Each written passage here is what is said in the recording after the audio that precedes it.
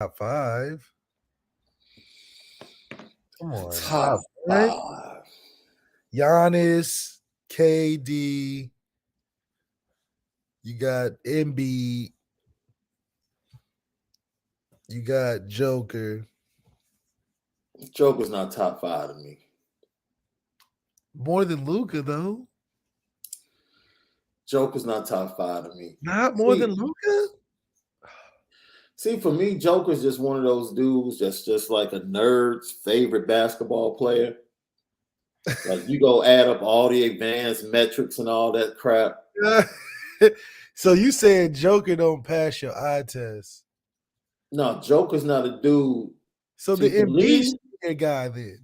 the game I grew up watching, top five are dudes that can like go get it. Yeah. Like I don't need anybody else to give me the ball. Give me the ball at the top of the key. I'm gonna go get it. I think Steph's in the top five too, by the way. Yeah, I don't. A lot of people have dropped Steph out of the top five. He's really legendary for real if you think about it. It ain't much Steph. Can't say he's not a champion. Can't say he's not an MVP. No. Can't say he didn't change the game. Right. He's just not feared when you first look at him because he's just such a common looking like guy, you know. And we so used to superstars being like inhuman, just LeBron James category. I guess you could say that. You didn't mention Bron in your top five. Oh, I'm talking about right now. Bron not in the playoffs, so. Oh, you talking about like in the playoffs right now? All right. That's funny. Give me a top five. Give me a top five CFB players coming back. College football players coming back. Shoot. Spencer Rattler. Isaiah Foskey.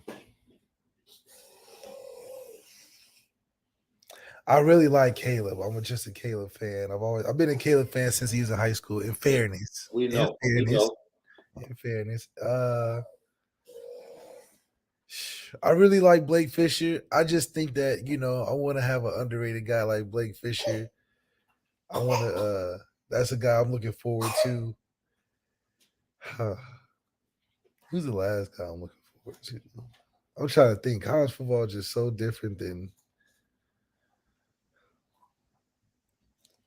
I want to see Will Anderson. I would say Will Anderson is definitely in my top five. I think I would go Will, Jackson, and and Jigba. Is that how you say his middle name? Jackson Smith in Jigba. I do think it's cool though to see a receiver. He looks fun to watch. Not too many receivers that look fun to watch. He looks fun to watch. Yes, Jackson Smith in Jigba. The dude was putting up the numbers he was putting up as the third receiver is just this dude was the third option. Putting up like double-digit receptions, 2 tutties. Man, he's gonna be a handful first week. Oh, but he's gonna get his. But I do think Marcus. Do you give him the same treatment that you gave Josh Downs and Drake London? I don't think that him and CJ alone could beat us because I think Marcus Freeman has enough going on to where we can match that with our run game. We can quell that with our run game. We're gonna be winning in the special teams category. Yeah. And I think that tight end matchup is gonna give us an edge for our offense. Maybe not the passing game, but more just for the offense to move the ball down the field. So yeah, I would go Will Anderson and then Jack, wide receiver.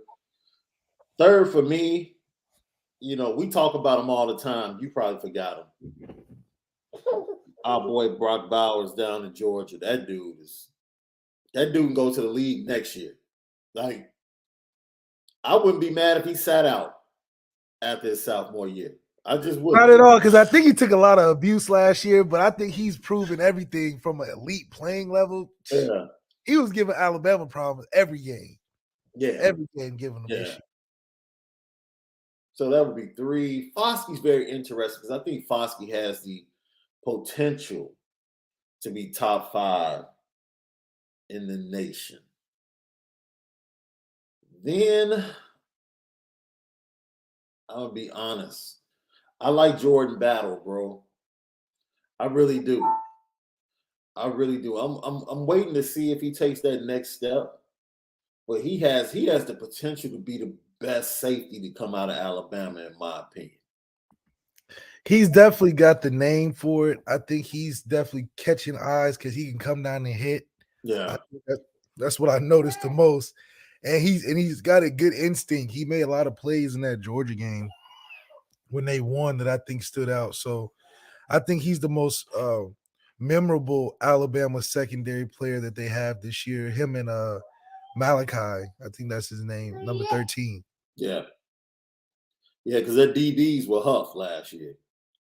Yeah, DBs are trash. That's so it's weird because their DBs always are a weak point in their defense. Whenever you had to how do you beat Alabama? You know why? He fully believes in playing he gets 5 stars, but he tells them you're going to play early, and he lives up to his word. Like he plays his guys early.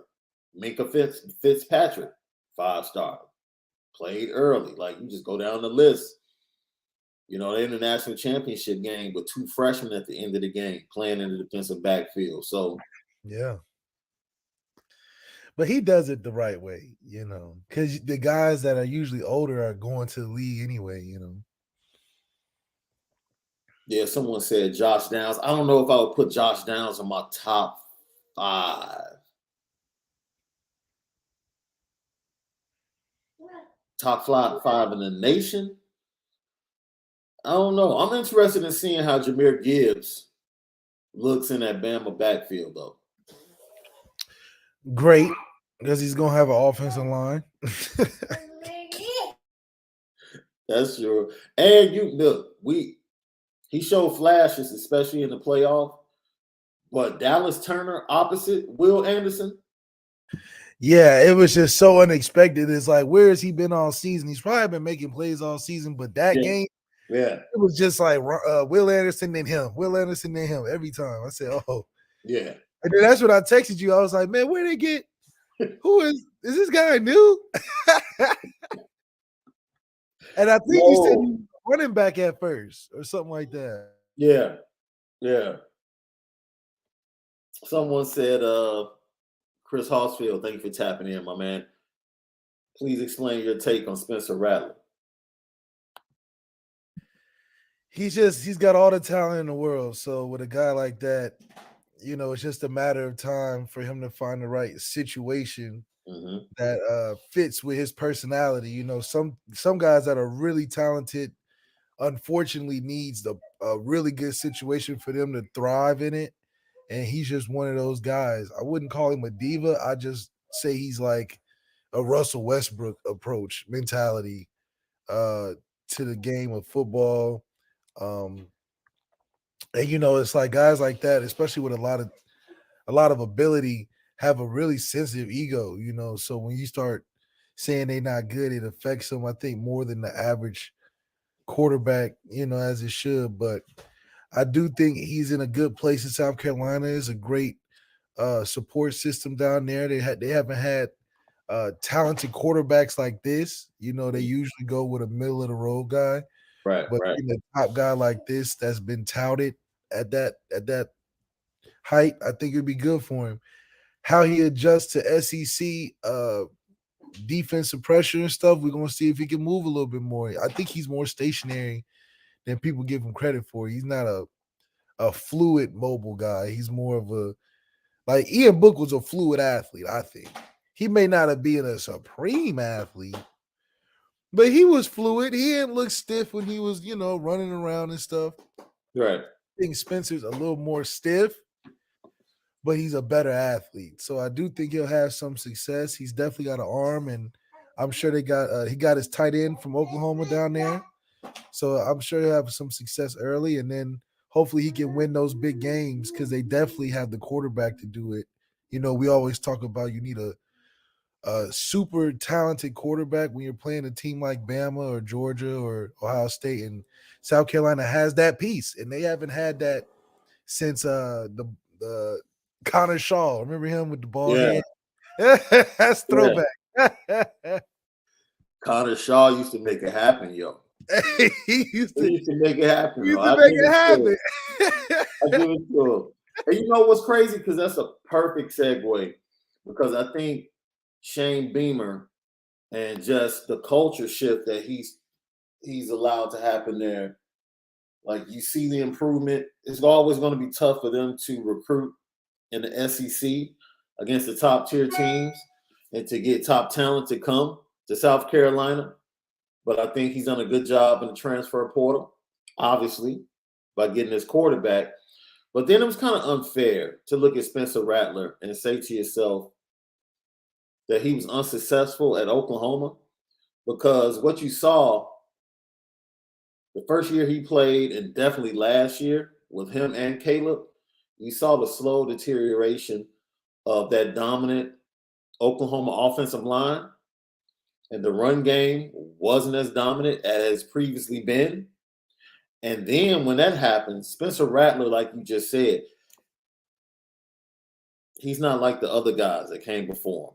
Yeah, he's not Kyler. He's not a Baker. Yeah. When the play breaks down, they can make something out of nothing. And that's not his game. But that's not his game. That's not what he's great at. That's not what he's great at.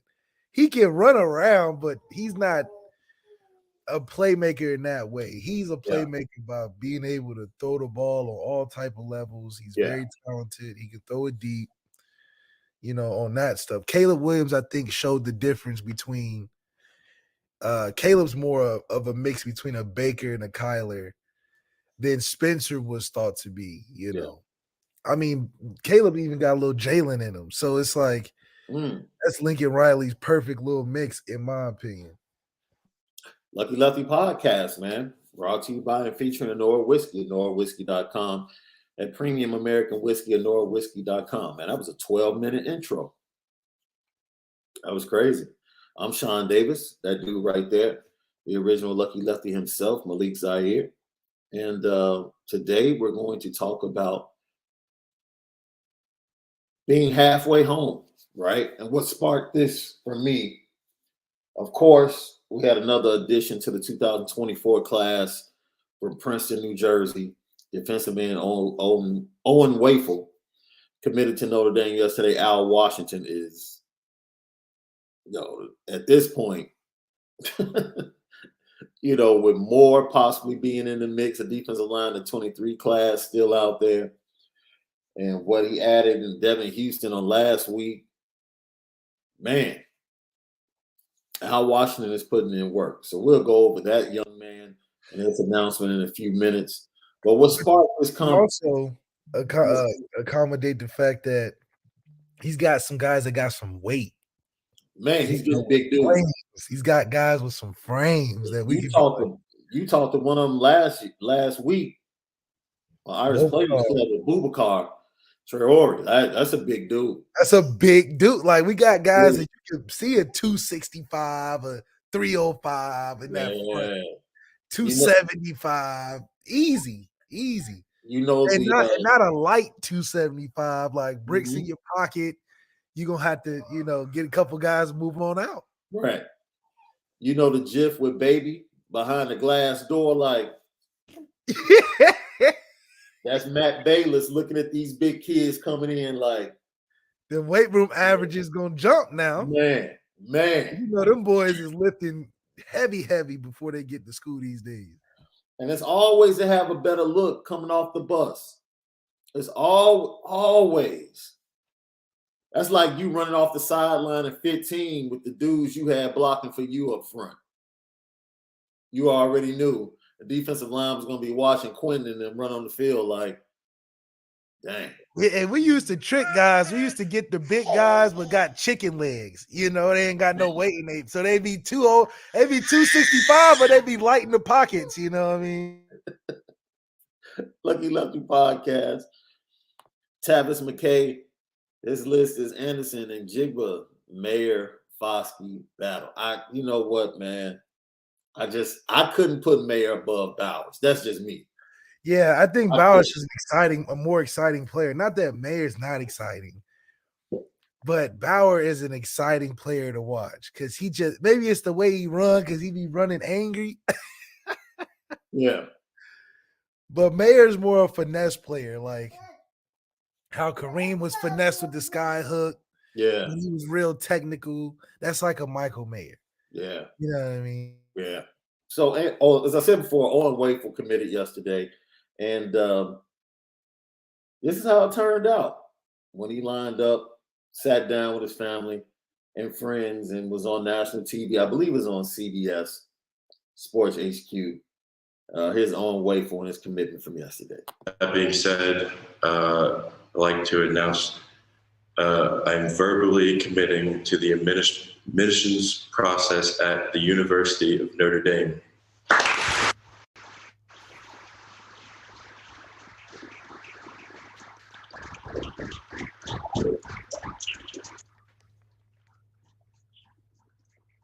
Congratulations, Owen Wafle committing to Notre Dame. That's a big dude, man. That's a big dude. Talk about that school, talk about enrolling into the admissions process. Into the admissions. You heard that, right? Boy, talk about them degrees now. You heard that, right? Sat different. Sits a little bit different. So when you think about this kid, man, we have to remember this. It's the same thing we talked about. It's the exact same thing when we talked about our guy Justin Scott out of Chicago last week, right? And we talk about the film with these kids. We have to remember we're watching sophomore film. It's sophomores. Like they don't really know how good they are. They're just out there playing, just raw. Big end, and this is what you get, man. Just watch it. This dude just collapses the pocket. Get off. It's like ridiculous. Sophomore, I'm not sure the competition he's facing in Princeton, New Jersey. You know, he's probably playing some teams from Pennsylvania, probably playing some teams from New York. But the get off is crazy. He's a big end. You know, may not be similar talent to a 5-star. Look at that get off, fam. The inside move. Sophomore. What you gotta like is that he's got some bend to him too. Yeah. He's not a stiff. Look, just man, hands, get rid of the blocker, make the tackle. Athleticism can work inside, can work outside. And like I said, he's still going to get up. He's going to be stronger. He's going to be faster by the time he ends up in Notre Dame. Strip sack, recovers the ball. Look at the get off, hands. Are you kidding me? Sophomore, bro, long arms.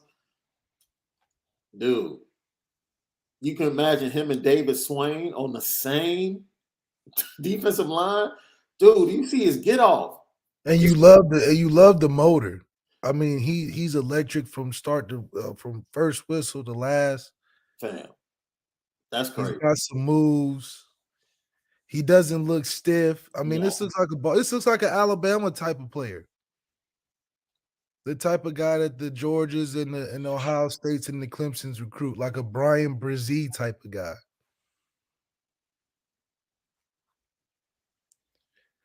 Is that him standing up or hand in the ground? Hand in the ground, bro. Yeah. Yeah, and he finishes tackles. I mean, this is a kid. I mean, look, you getting a nasty up front. If you can get a nasty up front, it's going to help the secondary and those linebackers play more fluid and fly around a lot more. Yeah, I agree with that. You know, so when you start thinking about him, Boubacar Traore, Keon Keeley, Brennan Vernon. We ain't talk Keon Keeley. They're just stacking big defensive players. Tyson Ford, Jason Onyé. Tyson Ford is huge. Dude, my grandfather always told me, and I've always heard it from other people, and they're correct. When it comes to sports, you can't teach size, dude. You can't. You cannot teach size. Either you have it or you don't. Because these linebackers are starting to look no different than these ends. Oh, yeah. Like, notice what Nick Saban has done. Like, he used to have the big thumpers inside at linebacker. Now they're so big up front. Now he can get the slim guys because they're tall. In the passing game. Yes, it's the height that throw it off. Because these linebackers be 6'3". Yeah, they put their hand in the dirt and damn near look like a tackle or in, or tackle in edge, or that. We getting big up front. We not looking like kids coming out of high school. We looking like we done, we got part-time jobs and doing this to raise a family. So I'm glad he's bringing in the image. The image is getting a little bit better. Yeah. And like you said, it was very interesting to hear him say, I'm committing to the admissions process at the University of Notre Dame. It's like, okay, we already know what type of kid this is. He's locked in. He's going to be eligible every year. Dude, he's locked in. He's ready to go. And I'll be honest. We always heard that you have to recruit a different kid to Notre Dame. And I've always said, a lot of people, man, we need to change our mindset around what we perceive the best players in the country to be. Right?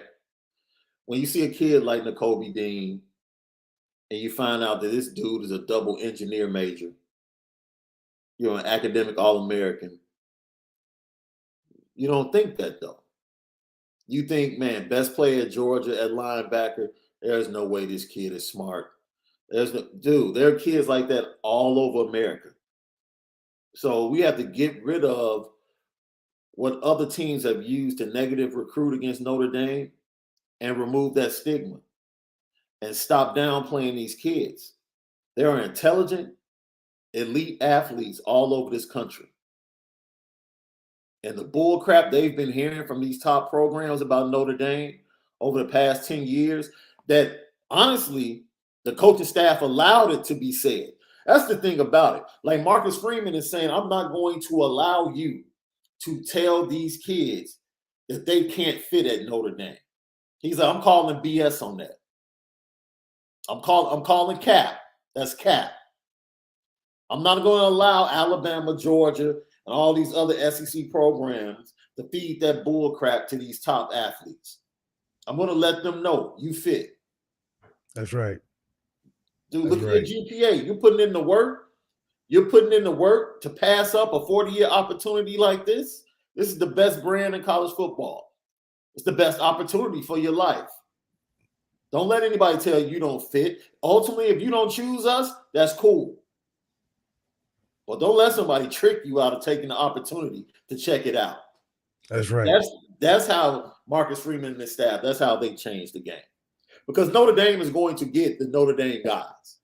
Yeah, I mean, Notre Dame is such a special place. You really figure it out who can stay and who can't, because that's the way it goes. Like, not everybody is fit to go to Notre Dame. So even if you go, the way it's set up, it's going to determine who wants to stick it out, because it's a challenge on all aspects. Yeah. Lucky Lefty podcast. I want to get into, and we're going to say this. I'll say this. And it's not because of the current status. I really went back to the first time I had a chance to sit down with Chancey Stuckey.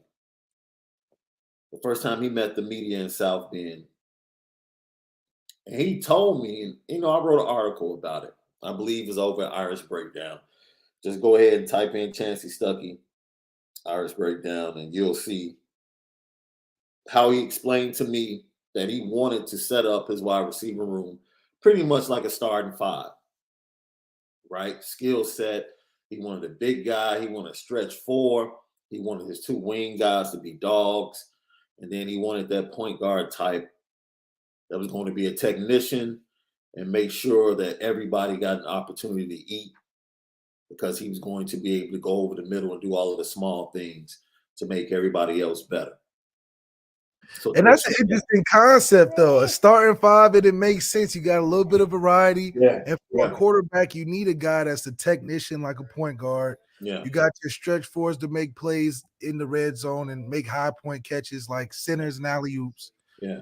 So there's a variety for all. And then you got your possession receiver, which is your two-way, I think. Yeah.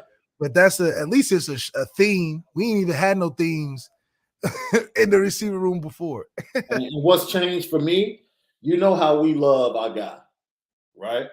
We love C Tate as little bro. Love him. More I watch film,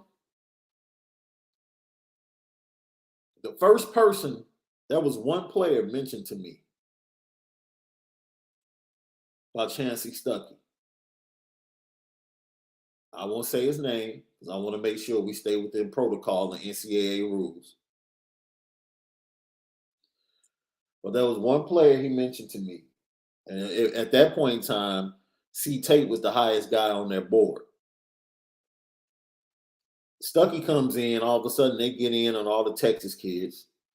They get in on Rico Flores out there in Folsom, California by you. From everything we're hearing from Rico, you know, he has a decision coming up. More than likely it's Ohio State, Notre Dame. And more than likely, he probably is leaning Ohio State right now. He probably is. But that's cool. Because the great thing is that Notre Dame got in the race. That's the problem. It's like, yes, the 2023 class is going to be a difference-making class. 100%. Even more impact than the actual commits. Look at all the kids eventually that Notre Dame is going to end up being second or third with. I'm talking about with elite top 50 kids, top 100 kids. That's the progress Notre Dame is making. Getting in on these kids and how that impacts 24, how that impacts 25. Even though we might not have gotten a kid, the fact that a kid like that normally wouldn't have been committed to Notre Dame being in that top 5, Notre Dame has crept into that top 3 and is there at the end of the day. That's how you start making waves. That's the confidence that gives Marcus Freeman and the staff to go into modern day, which is a USC stronghold, and pretty much say, we don't give a darn about Lincoln Riley. That's right. And a lot of it is about Lincoln Riley.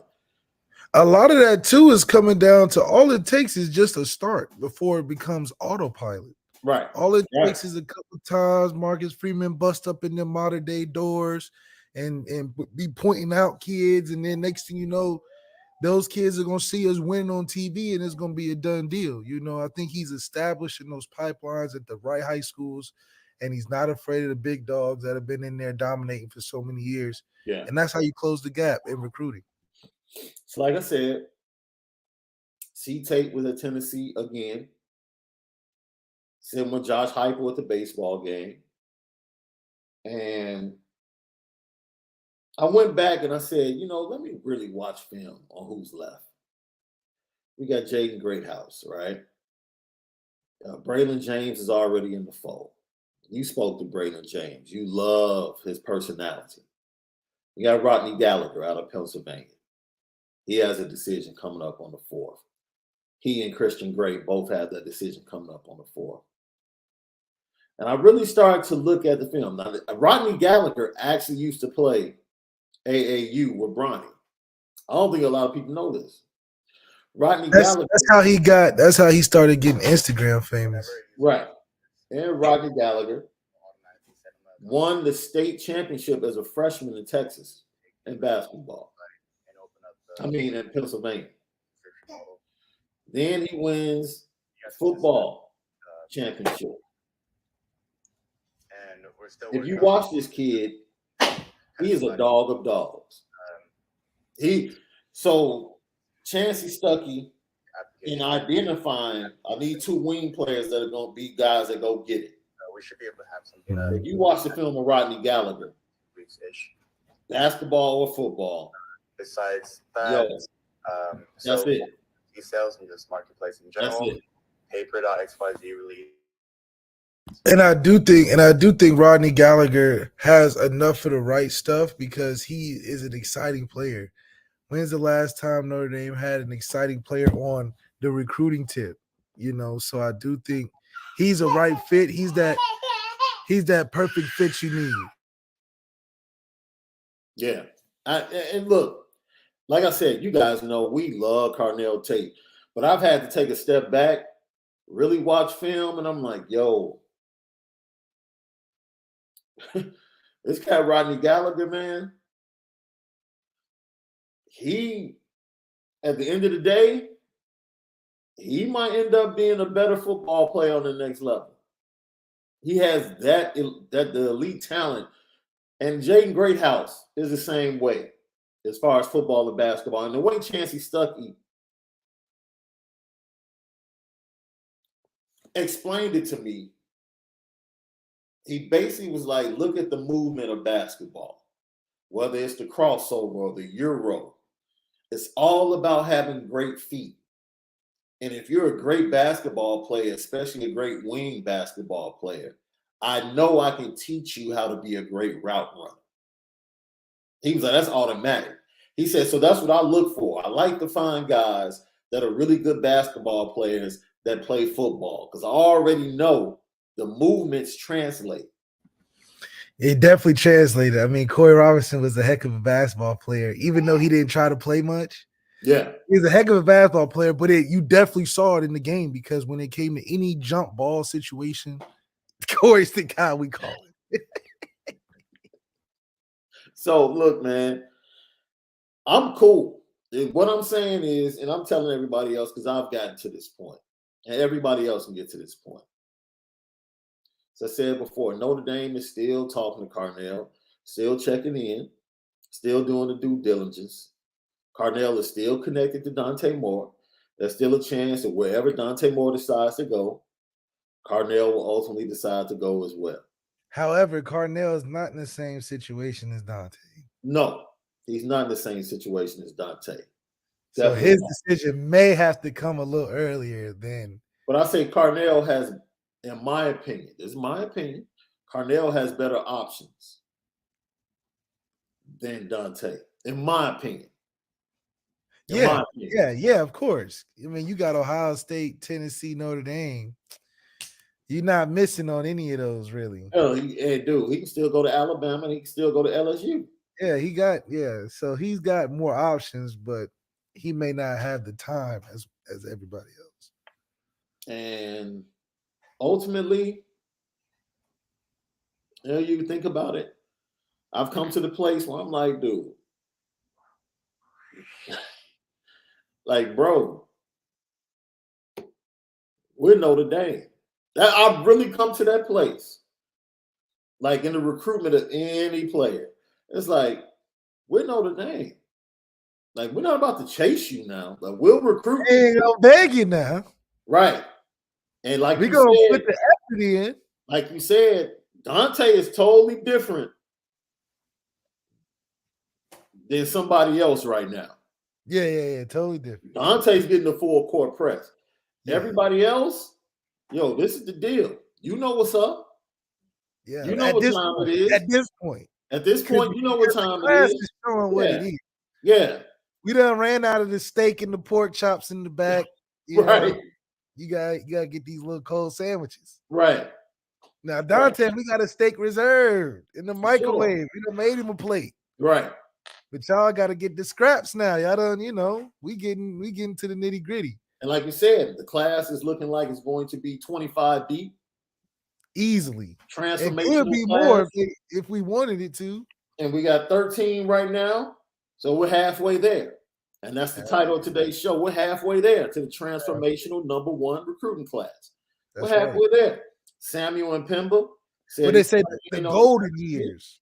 The golden years. Got Christian Gray coming back in June and Pemba coming back. Jackie Saw said he's coming back in June. Like, we're lining them up. I like him, Pemba. It's just a matter of where is he going to play. Ooh. Is he going to play tight end, defensive end, or is he going to play linebacker? I like him at tight end. I think it just will add an edge to an offense. Give that tight end use some spice in there. Did you get a chance to talk to him? Haven't got a chance to talk to him yet, but I just like how he look on the field. Yeah. That number 11, it could be a both way linebacker, tight end. You never know. You do whatever with that number 11. Yeah. And Caleb Downs is somebody. Look, you know how it is with Georgia boys. If anybody's going to get them out of the SEC country, it's going to be Notre Dame. That's right. That's the only school that can get them out of there. USC tried, nah, not going out west. That's where Notre Dame is. Once again, the fact that they're in as deep as they are with a kid like Caleb Downs lets you know the progress that has truly been made in eradicating what was previously established by the other regime. Yeah, it's called effort. We're trying. So that's it. That's as simple as we can be, right? You think Kelly was wasting time in hot ass Georgia debating with some family over him in Alabama? No. Like, just actually try, right? Yeah, just try. Just try. Just go down there, hang down there long enough. Yo, let me ask you a question, bro. Once spring practice was over, how often did you actually see your head coach? I mean, when you first get there, you're like, yeah, I want to meet with coach, in the off season, whoop-de-whoop. After a while, it's just like you don't necessarily are trying to see him or want to see him. Yeah. But he don't want to see you neither.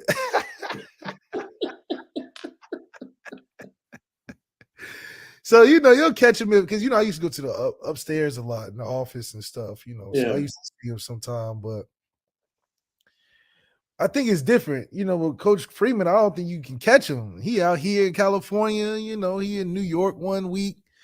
He making the world tour. That's why I'm saying I didn't even know the ND coach had that much access to like different stuff as like a celebrity. I mean, he's really on his Obama tour mixed in with recruiting, which is pretty cool. So that's probably why you won't see Marcus Freeman much. But before that, I wouldn't see him. But Coach Kelly, you know where to find him at the golf course or in the office. So he was chilling. He big chilling. He got a nice little pool at his house. A little lakefront thing at his. Coach Kelly know how to get right. Yeah, I'm sure. But he wasn't trying to be like, hey, let's go do lunch, quarterback, head coach. No. I'm sure if he spent as much time recruiting as he did on the greens, he could have had a champ. He could have been for at least the least he did a lot. So if he was ever to put the foot on the gas, yeah, man, he wouldn't be running away for $100 million. He would have had everything he wanted. Yeah. So we still have what we're saying is I have moved on. I have moved on to the point that I would love to have Carnell in the class, but I don't care. Like, yeah, it's like getting Rodney. If we get Gallagher and Greathouse, that's what I'm saying. What's the guy, Braylon James? Wait, I said we got something. We get Greathouse and we get Gallagher, and like I said, if they happen to steal Rico Flores too, and we get Rico because Chancey like Rico. Chancey really want Rico. That's his guy. That's the guy. He top of the board. Right. Facts. So if we grab him, we already got Braylon. We already got the guys that we. Wait a minute, you think Rico's top of the board? Rico top of the board right now. Man, I would argue Gallagher, but Rico is on because Rico got the most interest right now out of the two. Chancey really liked Flores, but things could change. Rodney's been showing a lot of love. Is getting close to his commitment date. I think he could be a game changer for the inside. He would be what Avery Davis would be if Avery Davis came in as a receiver. more electric, more of a playmaker. But I do think that it's going to be interesting. Like you said, the receiver room is filling up as it is. Yeah. So it's already a little stuffy in there right now. Now you mixing in, all-star guys in each class. Because I think we're only taking 3 or 4, right? Yeah. We only take it. You ain't taking that many. And what we got 2 right now.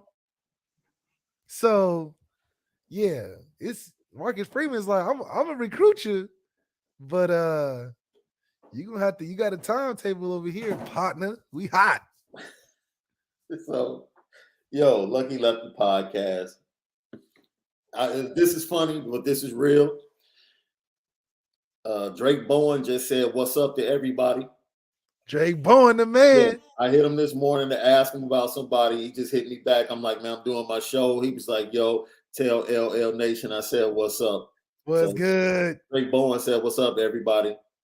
We really the recruiting department indirectly for Notre Dame. That's my dude, man. That's my Marcus Freeman putting in where we put in work.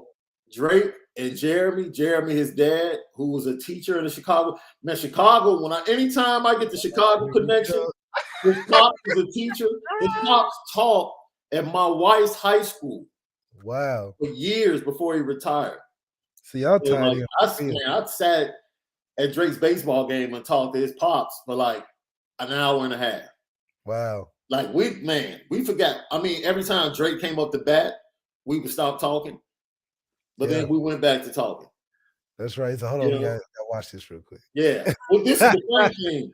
He was like, yeah, you got to come by the house and chill and maybe work out with Drake. I'm like, nah. Nah. Nah. I was like, can hang out. You have to take a lot of those plates off that I see in the videos. You're going to have to put like one. Yeah, because it's funny because his dad wouldn't work out with y'all. It'd be you and Drake working out. He ain't me himself. No, low key, Pops is in really good shape, though. Pops is in really good shape. So, man, I'm going to get up with DB. But, yeah, man, look. LL Nation, Notre Dame fans, look, the wide receiver room is going to be fantastic. And I think eventually there are some kids looking at the class filling up that might regret the fact that they tried to draw out the decision. But that's their process. And they're welcome to go through that process at their own pace and make their own decision. But when you start to see the offensive line group in that room fill up, when you start to see this wide receiver room fill up, and guys get left out in the cold, and you still have a guy like Malik Elzy, right? He just got offered by Oregon yesterday, right? Oregon is doing a great job of pretty much watching Notre Dame's list of offers and saying, okay, maybe we need to go after this guy too. That's really all Oregon's doing. And Dan Lannon, that's all they're doing. They're watching Notre Dame's list, their offers, and saying, let's go after the guys that Notre Dame has on their list. That's basically it. But, man, it's going to be a very, very interesting May and June. Notre Dame can pick up 5 to 6 commits in the next 45 days. 5 to 6 commits in the next 45 days, and then possibly another 2 on the 4th of July. Right? So if all things go well, in a class that is projected to be 25, by the time we reach July the 4th, we're talking about Notre Dame having 18 and 19 commits with like 6 slots left. That's incredible. That's incredible. Like 18 commits by the 4th of July is absolutely astounding. And probably, let's just say out of those 18 and 19, let's just say Dante isn't one of those, right? You eventually add Dante. Once Dante comes into the class, if Dante comes into the class sometime before his senior year, and that makes 18 and 19 commits with him, the number one class is over. Like the race for the number one class is over. It's over because they're going to continue to add 4-star players, top 100, top 150, top 200 players. Like Notre Dame's not going to add fillers like you might have seen in other classes with the other regime. Notre Dame, after they get to that 18, 19, they're going to continue to add on. So once Dante comes into the fold, if and when that happens, it's a wrap. That the race for the number one class is over. The only other person that can really sway things from a profile or just, I don't want to say political, but just, a profile standpoint. College football got politics. It's politics. Yeah, I understand, bro. But Arch Manning. Yeah, of course. If Arch Manning chooses Alabama, that could sway things. Yeah, they're going to boost it up like 10. Yeah, they'll boost it up. Come on. Yeah, but like I said, we talk about this class is supposed to be 25. They might take 24 because I don't see Marcus Freeman and his crew. They're not going to take guys just to get to a number. No. Like, oh man, we got to take this 3-star kid just to get to 25. No. We'll say that scholarship. We'll push that back to the next year. We're a premium luxury recruiting service now. Right. And the one thing I will say this, and you have to think about this. All of us thought, especially after, and we're still on Logan Diggs' watch. We are. Dude, he does some stuff on IG. I told you the way he was reacting on the sideline when he came off the field had to be calmed down by Tyler Buckner at the blue and gold game because he didn't like certain things. Ultimately, he ended up with the injury, got surgery. He's supposed to be healthy. You have to be on watch because he's always putting out these cryptic messages. But the thing is, that running back room is so deep. Once again, it's like, it don't even matter. It don't even matter, bro. That dude, Jadarian Price, if you want to go, all right, that's on you. Look, we're not forcing nobody. We're not forcing nobody to stay. We're not forcing anybody to stay. Think about it. Don't say it was our fault. We didn't tell you to leave. 18 and 19, and out of that 18 and 19, they add Dante, and then after Dante, you still have Caleb Downs. You still have Mpemba. You still have Jagasaw, who said he's waiting until August. Like, those are 3 kids that have Notre Dame, in my opinion, in their top in the catbird seat. That's absolutely. Like, Notre Dame is just going to continue to add 4 and 5 stars. Even after we're almost out of the 3-star realm. We are no longer making guys out of the blue famous. Yeah. The shift is taking place. We're not taking guys that was doing mailman school and electrician school before. Yeah. We're not taking the Make-A-Wish Foundation kids. Premium luxury recruiting service. No doubt. How you go on the Uber app and you get the regular service, you got the luxury car for us. We get the luxury car. Right. That's why, we do PJs. We don't do buses. We don't do the bus. Like that's one of the. We had the bus, but we don't do the bus. We had the bus. We don't do the bus. Right? We should do that. We should do a T-shirt with Jerome Bettis and say we are the real bus. Not Columbus. This is the real bus.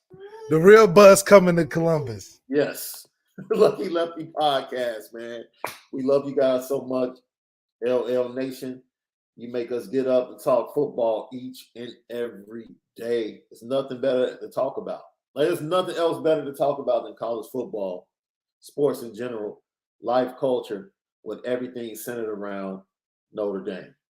Just period. We're halfway there, bro. And you know what sparked this conversation? My baby girl called. She had finished all of her finals. And I'm like, yo. She finished all of her finals. And I realized you are officially a junior.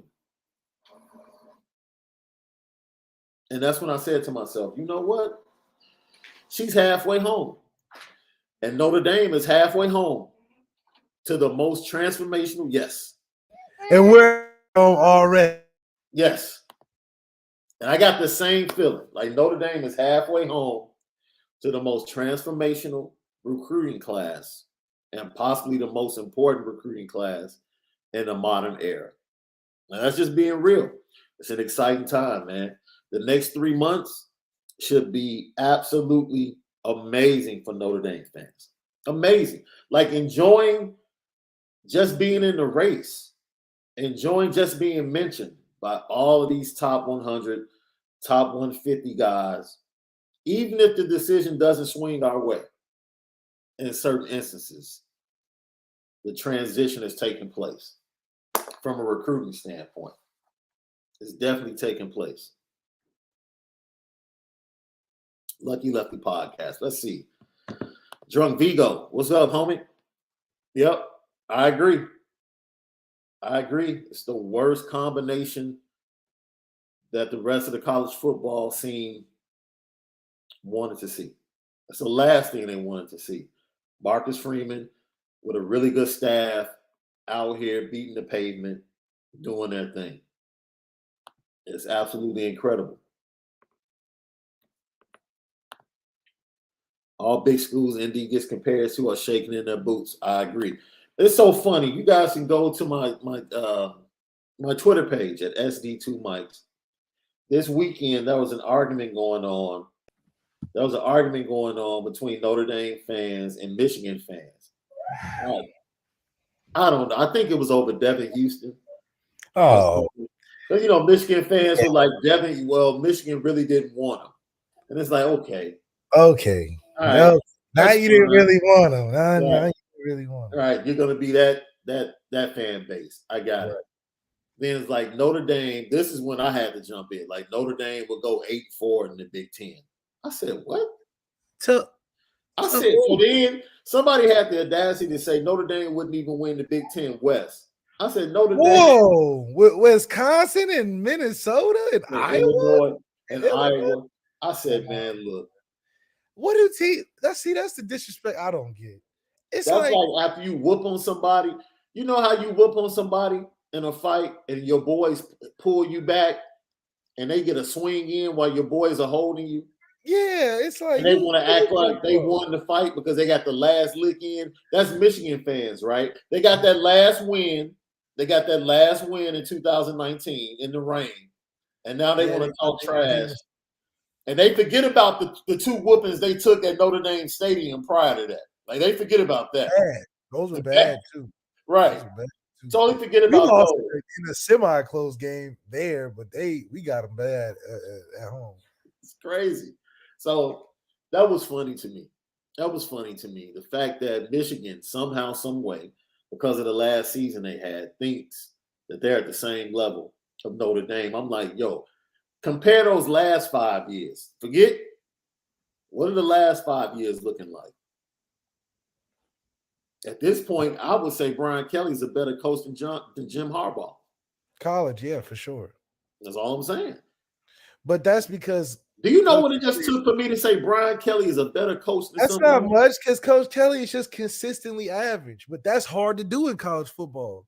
To be consistently average, you know, Harbaugh's been up and down. Right. Coach Kelly ain't been really down. It's been consistently pretty damn solid. It's like, okay, you can live with that.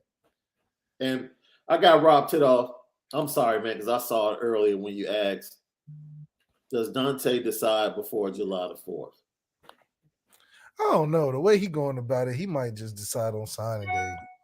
Man, look, Dante's decision is made. Don't y'all? His decision is made. Yeah. Okay. Unless there's some astronomical, ridiculous, as Pat Beverly would say, super duper duper duper max NIL deal that's about to come out. I just think at this point, he's maybe seeing how the receivers shape up. If we snag Rodney and we snag who else? We snag a Cardinal or something. That's hard to pass up. You got Braylon, Carnell, and Rodney. How you gonna pass that up? How you gonna pass that up? Or Jordan Payton, or what to say, Jordan Greathouse? Out of Greathouse, Flores, and Gallagher, Notre Dame is, in my opinion, Notre Dame is getting two of the three. Yeah. So there are going to be 3 elite wide receivers in the room, ready to rock. Because you got to think, these kids are looking at who else is going to. They say, oh, they got Rodney going. Oh, I'm going to have to. Oh, Flores going. Oh, I might have to make that jump. And they better decide quick because Marcus Freeman just threw it out there and said, I'm only taking 2. Right. Like the Joker. He threw up in 2 jerseys and said, all right, I'm only taking 2. Y'all figure it out. I'm telling you, man. It's fantastic. Now, I will say this. They better, for darn sure, we talked about this and you said it, bro. Retention is more important. They're like, yo, you have to retain this class. Now, that's the next challenge. Getting these guys to commit is one thing. Retaining this class through the season and all the way to signing day is like the next level. Next level. That's the next level. That means we got to go out there, look, play a good game against Ohio State. Go into November, beat Clemson, beat USC, and the must-haves we pointed out.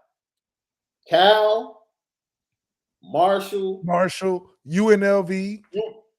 Get them out of there. Early. Out of there. We need some dominant wins, man. Like the brand has to become a little more polished. Yeah.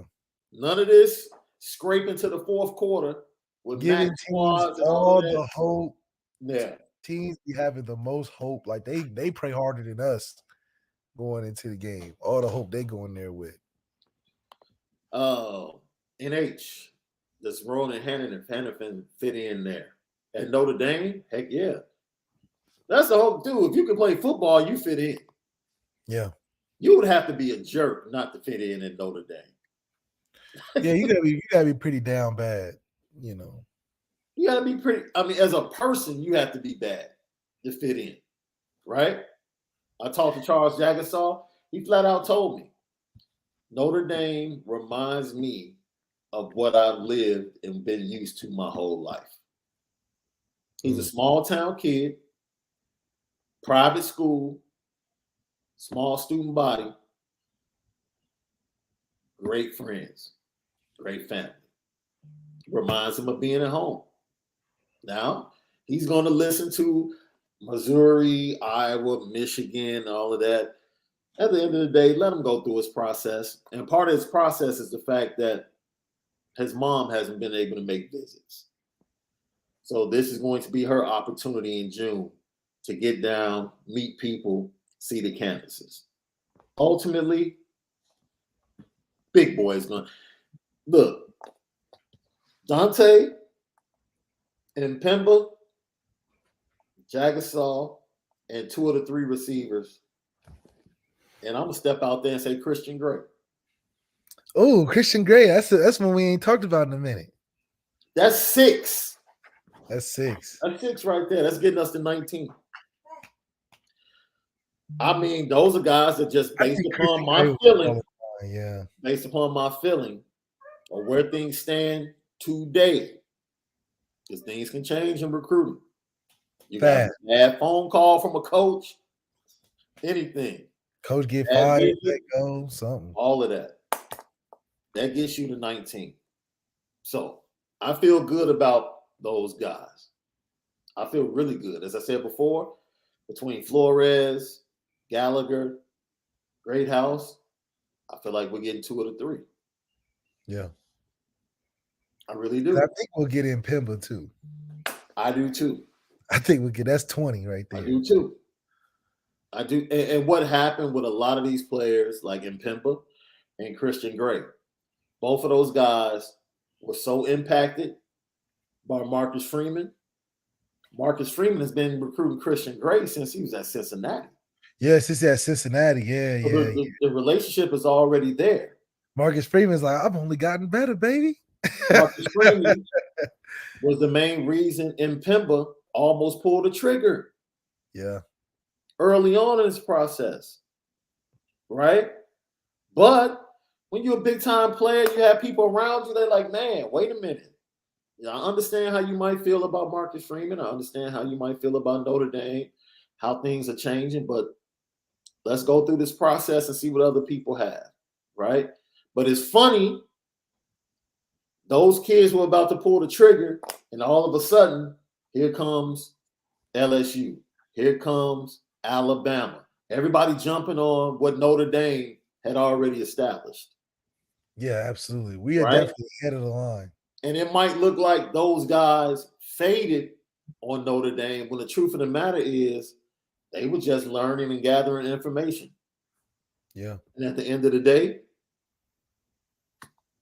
either they go with their heart or they go with something else that was good enough to beat that. And it's getting real hard to beat what we bringing in. Yeah.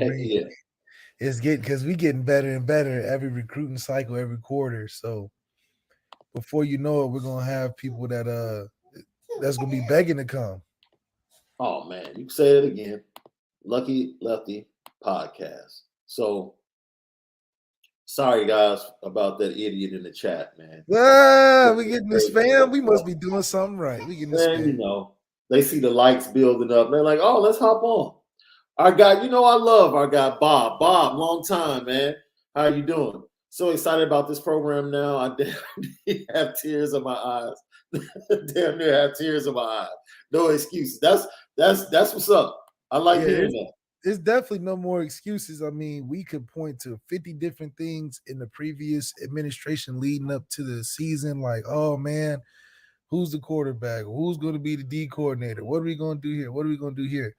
Now what we've turned into is even better. It's like, okay, everything is set. Now let's eat, right? The dinner at the table is set. We got the plates, forks, knives, all correct. Food's hot on the table still. We didn't say grace. Now it's time to get right. So this is the best I've been feeling going into a season we've had in a long time. I think we got good feelings for it. Yeah, look, at the end of the day, halfway home, bro. I'd rather be halfway home than still sitting in the starter block. And no money spent. No doubles, shuffle. In the recruiting class, absolutely. Notre Dame, it felt like Notre Dame was always playing catch up. Always playing catch up when it came to recruiting. And to be at this point, halfway there, and to have, from this day to the 4th of July, the possibilities, man, these bots are crazy, bro. The possibilities, bananas. That's why, as a fan base, we should be ecstatic. We definitely should be ecstatic. We playing with house money. We haven't had to do the duffel shuffle in recruiting. Right. We've been able to do it the wholesome way, and it's been working out. Kids are seeing through the NIL stuff. Not that we're not supporting them NIL. Shout out Irish Players Club. But we are making some headways with who we're getting and how we're getting them. So I think that, if anything, should be a standard at what college football should look at to see how NIL isn't affecting us how it does some other schools. Yeah, so ultimately, how do you view, because you did say something, I believe, on yesterday's show concerning Dante and what his mindset might be and what he might be, the things he might be, or the things he might want to see from Notre Dame. Like, Notre Dame still is in that number one slot. But you thinking from his standpoint is like, okay, I still want to see these things from Notre Dame before I go ahead and make this thing official or finally decide to pull the trigger on Notre Dame. Yeah, you just want to have a confidence in what you're going to be going into from a depth standpoint. I do think it is something to talk about, even though Tyler may be starting this year. That next year, I know Dante is probably getting some promises from some schools to start his first year. So I know that's probably on his mind a little bit, which can hold a guy back. I think as much fanfare and much love we have for Dante, sometimes the path of least resistance to get to the field is always and sometimes always the better option. So if not that he doesn't believe in himself, but there's politics to everything at this level. So I think there's a waiting period to see how it pans out, what the offense is going to look like. You don't want to be in the best school but run an offense that doesn't suit your skill set. So I think he's got some options that do, So I think all of it is depending on what you want to see from that first game in Ohio State. Because are you competitive? That's what I'm asking Dante. Am I that last competitive piece that you're missing? Yo, and other than that, you know what I've said. I've been open and honest, bro. If I was sitting next to Dante, I'm just going to ask him simply, do you really want to go 9-3 in the Pac-12 or lose to Alabama every year? It's really that simple for me. It might not be that simple for him, but I'm like, come on, man. Let's really deal with what you're facing here. As we leave, everyone wants to talk about the NIL space and Notre Dame. I thought it was quite interesting in a recent interview. Herbstreit talked about how the next step for NIL is going to be players wanting a share of TV revenue that goes directly to the conferences right now in the schools. Man, I'll tell you right now, the schools are definitely going to fight back. The presidents are going to fight back. The networks won't care, right? Because the networks are like, hey, we're paying. The way you chop it up, that's on you. How you divvy it up, that's on you guys, because we're paying what we're going to pay. So I don't think they care either way. But it's going to be very interesting. And Brady Quinn chopped in and retweeted it and talked about this last week on his Fox Radio podcast. And he said Notre Dame would make the most sense to be a first mover in this with ND on NBC. Simpler negotiation versus multiple teams in a conference and a network. I totally agree. Totally agree.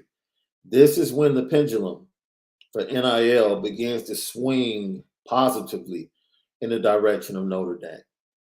Because Notre Dame has a simple conversation, as Brady Quinn talked about. They sit down with NBC and they say, hey, we have the Irish Players Club. These are our players. We've sat down. We've talked with them as a university. We've come to an agreement on how we want to break things up, divvy that up. How does that impact you? Can we restructure the contract, the TV contract with us moving forward? This is what we're doing in recruiting. This is how the brand is becoming even more polished. We've already gone to multiple college football playoffs. We're going to continue that trend. We're going to get better. We're going to bring in more revenue because there's even more interest in Notre Dame with Marcus Freeman at the helm. And like you said, the recruiting is at an all-time high. We just brought in the number one class. There you go. And if you get NBC and Notre Dame working together to give TV revenue to the players, bonus in recruiting. Bonus in recruiting, bro. Do you think the players as a collective are I'm not gonna say wise enough, but knowledgeable enough to even know what the TV deals are structured as? Because they don't release those for the school. Wait a minute, dude. If there's any school if there's any group of players that's going to have knowledge of the economics of college football, it's going to be in South Bend. Let's just keep it a buck.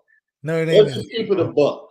I guarantee you there's somebody, dude, you had a player that was a second round, third round pick leave to go work in Washington, D.C. in the middle of the season, fam. Like, dude, I'm done. I got an opportunity in Washington, D.C. I don't want the NFL. He was different. You know what I'm saying? That's the type of dude that's on campus at Notre Dame, bro. Could have went to the league too. He definitely would have gone to the league. But he woke up and said, yo, I got that offer from Washington, D.C. I'm out of here. I'm not doing this. Come on, man. Come on. Yeah. Of course the players are man, yes. Yes, players know what's up with the TV revenue. They absolutely do. Well, it'll be interesting. Because is Notre Dame going to pay that? Well, see, the conversation will have to take place between Swarbrick and the players. Because ultimately, NBC's going to cut the check and say, we don't care how you divvy it up. Yeah, that's true. NBC going to be like, look, we'll just cut it. We're just cutting the check. Saturday, yeah. We're cutting the check. Maybe you negotiate a little bit more with NBC, but ultimately NBC's cutting the check. And then so is Notre Dame going to have a union then? I don't think it goes. Athletes union, because that's the only way you can. Dude, Irish Players Club is already kind of a nondescript union. No, because we're not negotiating anything with. They already did. They already did. We're not telling you don't think Irish Players Club and the players discussed with the administration what it was all about and how things were going to move. You better believe before they went and did that, there was a conversation between Jack Swarbrick and the administration and how things were going to set up to make sure everything was on the up and up with NIL. Right, but I'm saying that the Irish Player Club, if something doesn't go right on the football team, that they're coming to us that we're going to handle something. We ain't got no executive powers like that. But I do think that having a union structured with Jack, with all the players in the athletics, to be like everybody's going to get a certain income, but if we not top 10 in the country, nobody getting paid. You know what I mean? It has to be some stipulations set up that's different than Irish Play Club, where we just raising money for players, you know. Yo, all they have to do is go get, over the last 5 years, the ratings, 4 games, and the revenue that has come from the elevation of Notre Dame football going to multiple college football playoffs and the bump that they've gotten since Marcus Freeman has become the head coach. Because I'm sure revenue merchandise-wise merchandising has gone through the roof since Marcus Freeman took over as head coach. I guarantee you. Just from the merchandise I saw walking around the stadium at the Blue and Gold game. And if they ever get the guts, I don't know, Under Armour, dude. Get him a Marcus Freeman line. They should get him a Marcus Freeman line. If they ever get a Marcus Freeman line, did they release? I don't know what they're waiting on. Have no clue if they ever get a Marcus Freeman line. That should have been done months ago. Marcus Freeman could go put a suit line right now in K&G. Right now. Right now. It'll fly off, dude. It'll sell out. It will sell out right now. He could put a suit line in Macy's right now. But yeah, right now. Marcus Freeman in his own NIL deal. I don't understand what Under Armour is missing. I just don't. They give him his own collective sweatshirts. Don't stop there. Right. You not gonna need to put the MF on there on the shoulder or something. You know, it's got to be personalized at this point. Because he's raising the merch for Notre Dame. If he had a jersey, he'd be the best-selling jersey on campus right now. Yeah. If he had a jersey. And I know they're not worried about price point. No, what? You're selling to Notre Dame's fan base. They are already overpriced. Dude, if the hoodie is $150, it's still getting sold. It's still getting sold. It doesn't matter. Because everything in there 100 and up. Easy. No, this is a question, dude. MF is the best dressed coach in college football. Wait a minute, hold on. Compare MF to your boy Bob Diaco, though. Oh, listen. See, Bob Diaco. Cats will sleep on Bob Diaco. See, Bob Diaco had swag that wasn't like conventional coach, suit. He had sweaters. He had scarves. Let him know. He had and the crazy thing is, the lineup is all. He had Jalen. He was the white man's version of Jalen Rose. Jalen Rose always had the lineup. Yeah. Bob Diaco always had it was always in alignment. They talk about the stars were in alignment. No. Bob Diaco was in alignment. That hairstyle was always fresh, and it didn't matter. At 6 a.m, fresh. Even in an all gray grout fit, it'd be tucked in. Yeah, strings would be put right, same length. Yeah, I mean, he had it. Hey, you can't tell me about no Coach Diaco. That's a guy that paid attention. That's why I saw that comment and I said, man, you know what? People might not know about Bob Diaco. No. Now, Marcus Freeman is fresh for all events. You're not going to find him underdressed in any setting. He going to come suited and booted with clean looks, no tie. Yeah. With just the shirt with the sports coat. Ooh. A fresh, crispy, never before seen sweatshirt at practice. You're like, when that drop? See, that's how Marcus Freeman roll around. When you went to practice like the 2 days before the blue and gold game, you were talking about the sweaters they had on at the practice. You would have thought they put lights in his little sweatshirt. The way that all white was gleaming on the practice field, they do him right, man. They do him right. And according to him, he just goes in and grabs stuff. Yeah. That's the swag. I just grab stuff. And I just go in there. They just put it in there. No. You lay it out like the first day of school. Yeah. I guess it's kind of like the way he just walks in and just grabs a nice glass and pours a nice little, some of Onora whiskey after practice every day. He getting that in. That's what he does. Oh, yeah. It's that premium American whiskey at OnoraWhiskey.com. You might as well go to OnoraWhiskey.com right now. Get some of that good stuff. And from what I heard, we might have some specialized Onora coming down the line. See, look. See? That looks See, look. We got a lot in store at the Lucky Lefty. We might be keeping the barrels closed a little longer, if you will. Just a little longer. Just aging. Just a little bit longer. You know what time it is.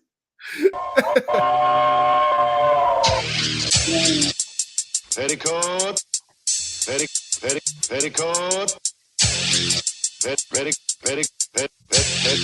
Petticoat Junction. It's time to get petty. Oh, we did a good job executing. Are you upset with something? And fire up the Petticoat Junction train. I just don't like you. You don't? No. What is today's petty historic? Petty Junction.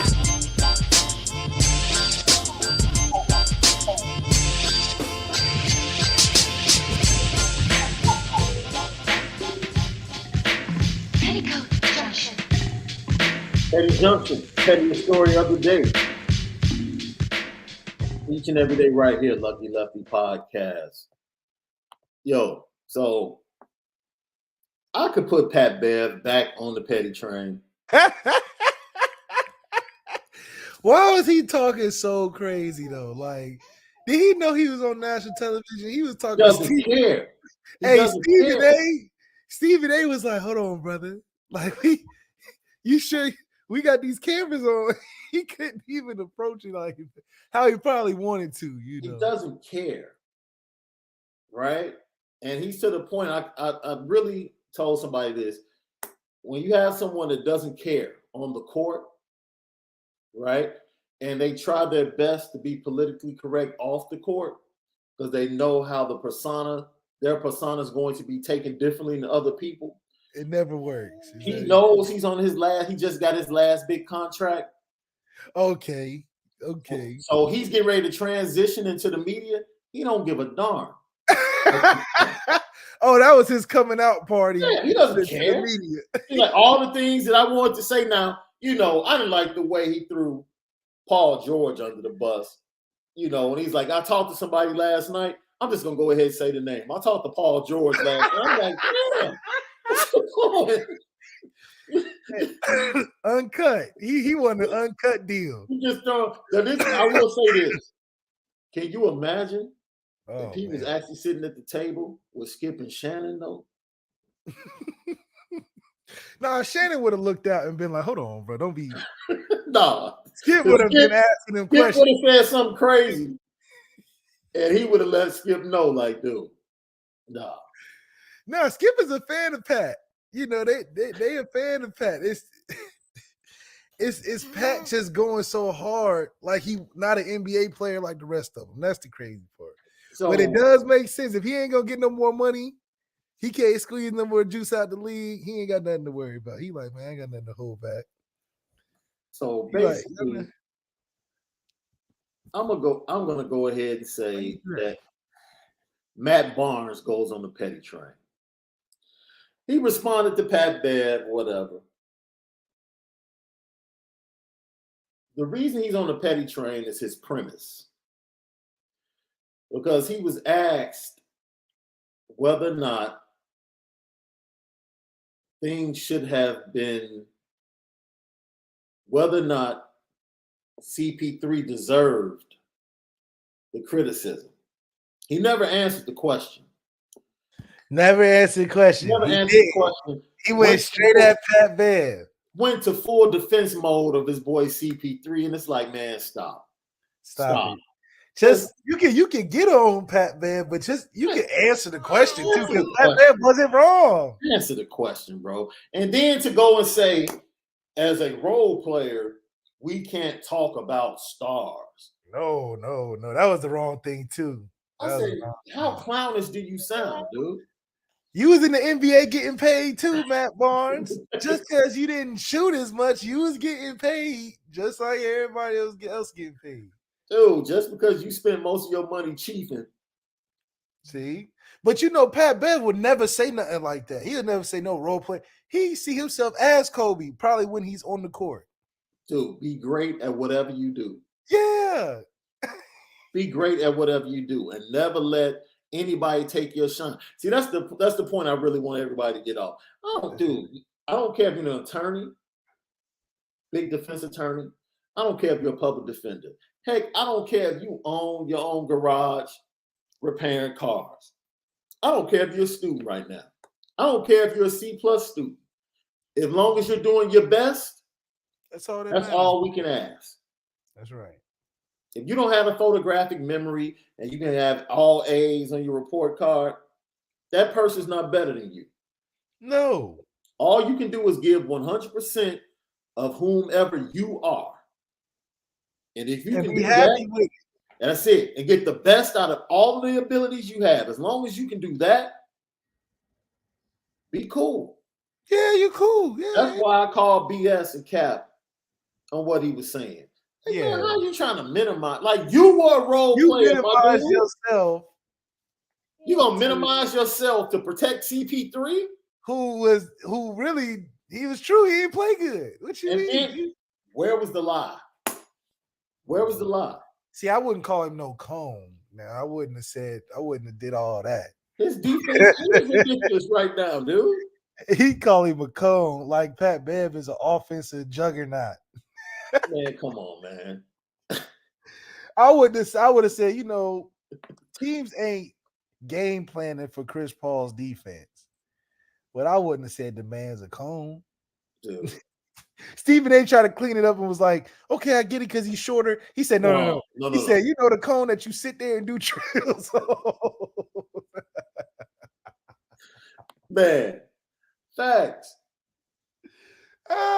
Dude, that's I had to call BS. I have to call cap on that, man. You can't do that. Because right? you know what it is? Everybody want to feel morally right for defending a one-off comment. Like you playing superhero to come to saving because that's out of pocket. But it really wasn't out of pocket. It's just raw TV. It's what the podcast like the shot would be. That's why I'm really interested if LeBron is gonna, after he's retired, gonna do a press run where he go on Undisputed, he go on First Take. Right. Or if he just gonna do his own things where he can cuss a bunch of times. Yeah. That's all you can do, man. Like, people get mad when you tell the truth. And he told the truth like a true Chicagoan, dude. He just did it a little bit different. That's all he did. He just told it a little bit different, and it just hurt. It hurt a little bit. Like everybody, like Bron is hurt. D Wade is a little hurt this morning. Matt Barnes is a little hurt this morning. Everybody that's cool with CP3, it just stung a little bit. That's all. It just stung a little bit. He just talked about his homeboy. That's all. That's all. Like, you know, when somebody says something about your homeboy that you know is the truth, you gonna defend him because it's your homeboy, but you like, you ain't have to say it though, you know. But when you get along with your other homeboys and he's not there, you like, I mean, he was right though. So I can't. You can't really play that good a defense for real. Lucky Lefty Podcast, man. Thank you guys so much for supporting us. Hit that like button. Follow us on Instagram and Twitter at Lucky Lefty Pod. I'm at SD2 Mics. That dude is at Overtime Malik. And I think we're going to next week. We got your boy J21 coming on the show. He's going to be coming on the show. And Coach Reed is going to be coming on the show. Coach Reed's our guy. And I have to get the date, but actress Ty Davis from The Shy is going to be coming on the podcast this week. Culture for the Friday. She's a huge sports fan.